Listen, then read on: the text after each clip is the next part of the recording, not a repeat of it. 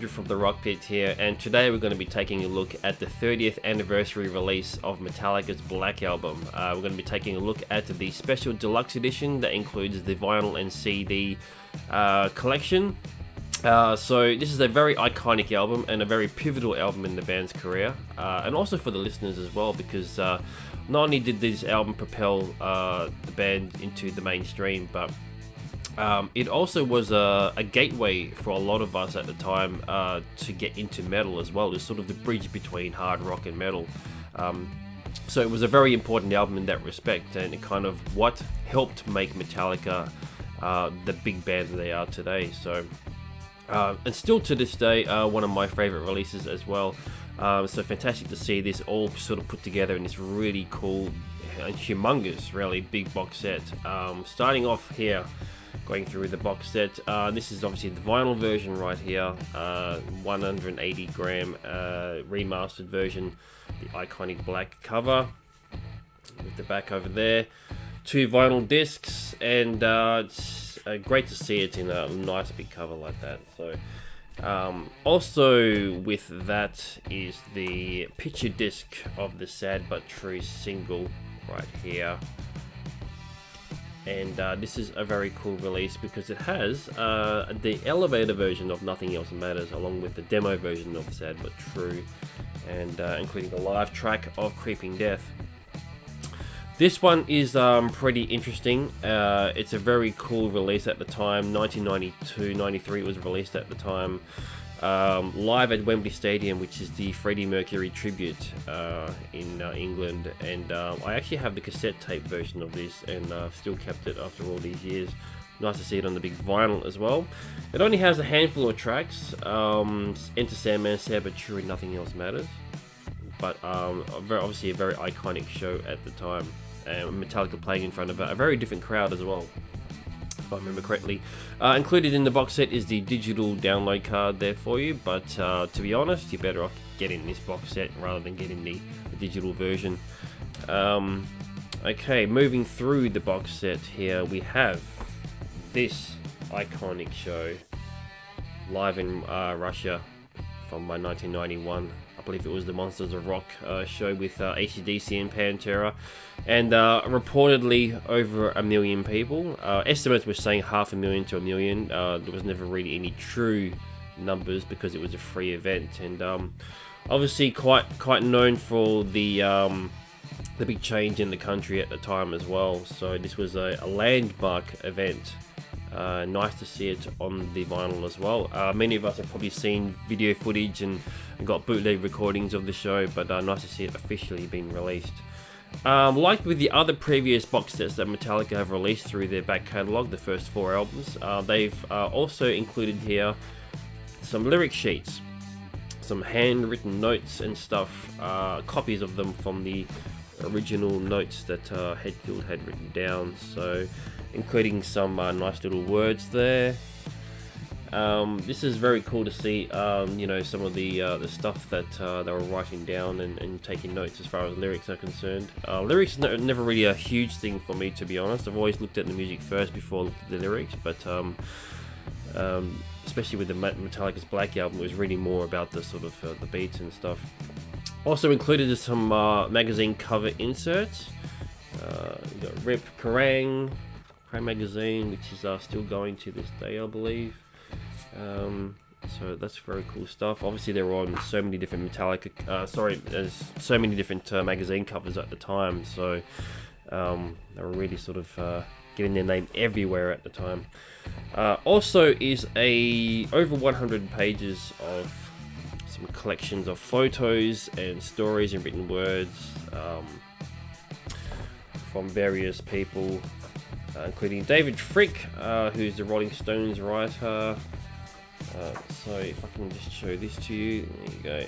And some very, very rare photos. A lot of them I think are from Ross Halfon, who's obviously been with the band. There's Jason Newsted here, who's obviously a pivotal member of that band at the time.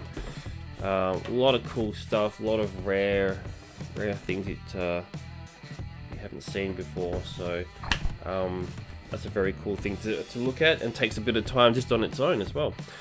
Going through the CD part of the box set now, and obviously we've got the Metallica's Black Album Remastered CD.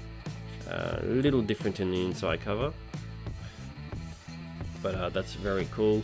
Like with the other ones, there's some interview stuff as well. So this stuff was from 1991 and includes some stuff with David Frick and Stefan Chirazi, who runs, he's part of the Metallica team now these days. What else have we got? So, okay, we got riffs and demos, so different versions of the early versions of the songs. What else have we got here? We got pre-production rehearsals and radio edits. So again, just the one thing that's interesting about all this is the amount of material that's available, and we kind of all knew that this was happening with the Black Album, because obviously at that time Metallica were pretty big, and they obviously had a lot of stuff collected, so it's interesting to see so many different versions of the same songs and early works and how it all sort of started and stuff. Again, there's another one here, rough and alternate mixes. So you know, all this stuff is what could have been. But if you listen to some of the demos, the final versions, for the most part, aren't that different. Obviously, production, all that's way different. But I mean, the songs themselves were, for the most part, fairly the same. This is from some live recordings from Day on the Green, which is an iconic show. Again, also for Metallica, sort of a hometown show. So that one's very cool. Lots of live recordings here as usual. This one's from Sacramento. Let us know in the comments as well what the significance of this particular show is. This is from Sacramento in January 11th, 1992, sort of in the middle of the tour, I guess. I'm not sure what the significance of that particular show is, but let us know. And included on this as well is some cover tracks and B-sides and stuff, which is very cool if you have not heard that stuff before. Now below that is some guitar picks, some from, I guess it's from the tour and stuff, and then also from the tour is some, and I don't know if these are actual laminates or just copies of them, but this one's from the Guns N' Roses Stadium tour in '92. This one's here's No Else to Roam, so that was the tail end of the tour. And this one's the crew one. And this one's the main tour here as well. So, but as I said, I don't know if these ones are the actual ones used, or like if they saved any, or if they were just copies or not. But either way, still cool to see what they look like at the time. So, going through more of these CDs, because there's a stack of them, including some DVDs as well, which we'll get to in a minute. This one's from Germany, 1993. Another live recording. Again, don't know the significance, if it was just the best recording that they had of that particular tour or leg of the tour, but that one's still pretty cool. This one I'm looking forward to. I haven't seen this one. I've seen obviously the 1.5 years in the life of documentary, but this one's outtakes from that release, so stuff that didn't quite make it into the final release. Again, another iconic release, which kind of gave you an insight into the band recording and being on tour and stuff. Leonard there as well that comes with it.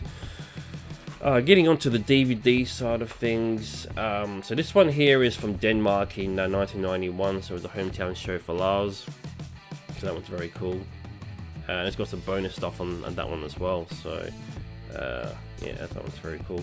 This one's from Germany, 1992, so nice live recording there, again DVD. And this one's is from Belgium, July 4th, 1993, which was the final show, or one of the final shows, I believe. No, it was the final show. The final show on the Black Album tour. And with that also comes some, what they call the Halfen's home videos, which is some random footage from on the tour that Ross Halfen, the photographer, had managed to capture.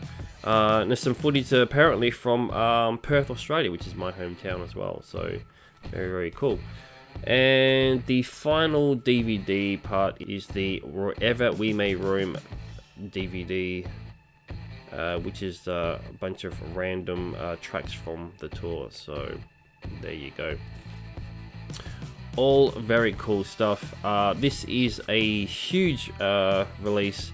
It is the biggest one that they have put out so far out of the 5 albums that they've gone through. So it is fantastic to see the Black Album receive this, and also just 30 years is a massive achievement. And for many of us, we remember when it came out way back in 1991. So the interesting thing that I'm looking forward to seeing, if it does happen, is whether the band continue forward with these re-releases, and they continue with the next couple of albums, which was the Load and Reload albums. Now, like the Black Album, those recordings still to this day sound fantastic, but it's more about the anniversary aspect of it, I guess. So I know there's been some stuff that's come out with like demos and footage from that recording and stuff like that, a little bit on that was released on the fan cans that Metallica released, but I'd love to see more of that kind of stuff and see what the band were doing at that time, because that's sort of it's an interesting period for the band. Like they disappeared for a little bit while they were recording and writing new stuff for the Load and Reload albums. And just seeing the aftermath of the Black Album, the repercussions of that massive tour, the success that the album came, that brought, the band, and you see that transition between, the Black Album and the Load and Reload era. So, I don't know, we'll see what happens. But there you go, there's Metallica's Black Album vinyl and CD Super Deluxe edition.